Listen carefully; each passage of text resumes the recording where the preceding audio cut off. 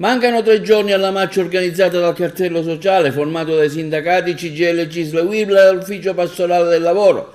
Prevista per il giorno 17 alle ore 9:30, partenza da Piazza Cavour ad Agrigento.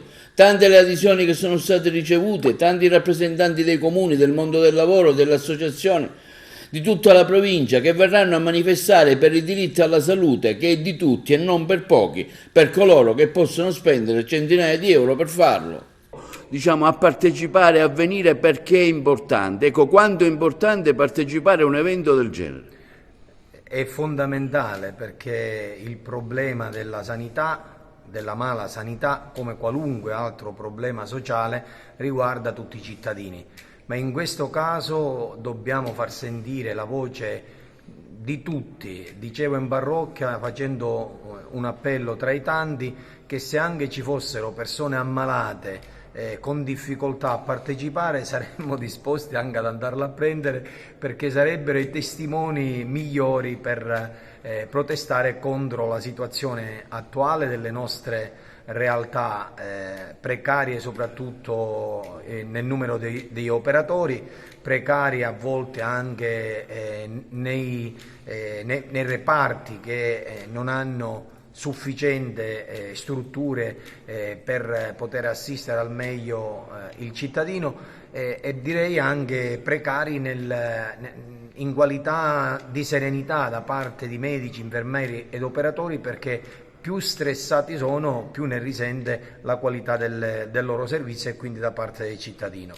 L'appello è: non manchiamo, questa è una cosa davvero importante. Se nella precedente manifestazione organizzata dal cartello sociale, che risale al 25 gennaio del 2020, eravamo in quasi 5.000, qui dovrebbe esserci l'intero Interland, non solo la città, perché il problema non riguarda solo l'azienda ospedaliera di Agrigento. Bene. Ma riguarda anche le strutture di Licata, di Canicattì, di Ribera, anche le cliniche di Santo Stefano, le varie realtà che ci sono nel nostro territorio, che hanno bisogno tutti di essere potenziate. Qualcuno mi faceva una domanda: ma l'eventuale protesta per tutte le realtà provinciali potrebbe indebolire il presidio di Agrigento? Non c'è cosa più sbagliata. Se ci sono più presidi di qualità, ne va a vantaggio anche dello snellimento della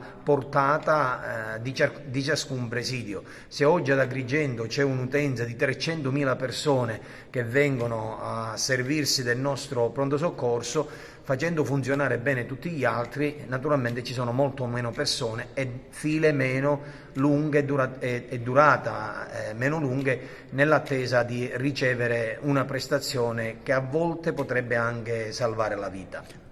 Poi un altro appello, una chiarificazione.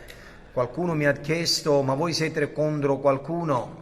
Nel Vangelo Gesù dice: chi non è con noi è contro di noi, e in un'altra versione dice chi non è con me è contro di me. Io dico che non siamo contro nessuno, se non coloro che fanno male il proprio servizio. E mi riferisco soprattutto alla politica. Se i politici hanno deciso di passare a un sistema sempre più privatizzato della sanità, lo dicano chiaramente, assumendosi la responsabilità della portata di tale decisione.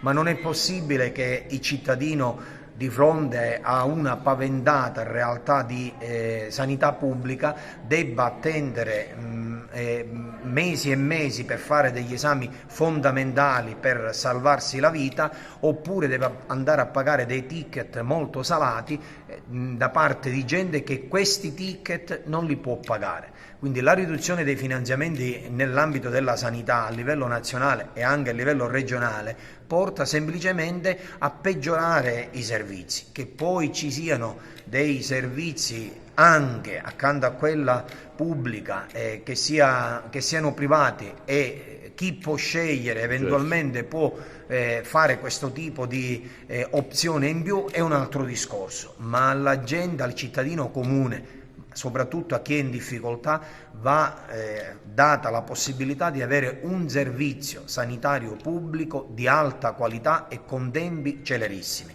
Siamo contro noi i medici o gli infermieri o gli ospedali della nostra provincia? È il contrario. Stiamo facendo questa manifestazione, questa protesta per aiutare tutti coloro che sono nelle nostre realtà ad avere più supporto, più mezzi e, perché no, anche degli stipendi più alti, perché chi deve lavorare sapendo che qui ci sono molte realtà a rischio perché il sovrannumero crea tensioni anche tra i cittadini, le lunghe attese creano tensioni tra i cittadini, la mancanza di un ricovero celere crea tensione tra i cittadini e naturalmente l'appello è evitare sempre la violenza e far sempre ragionare non solo il cervello ma anche il cuore. Appuntamento giorno 17 a Piazza Cavour alle 9:30 per manifestare insieme contro la mala sanità e la privatizzazione della stessa.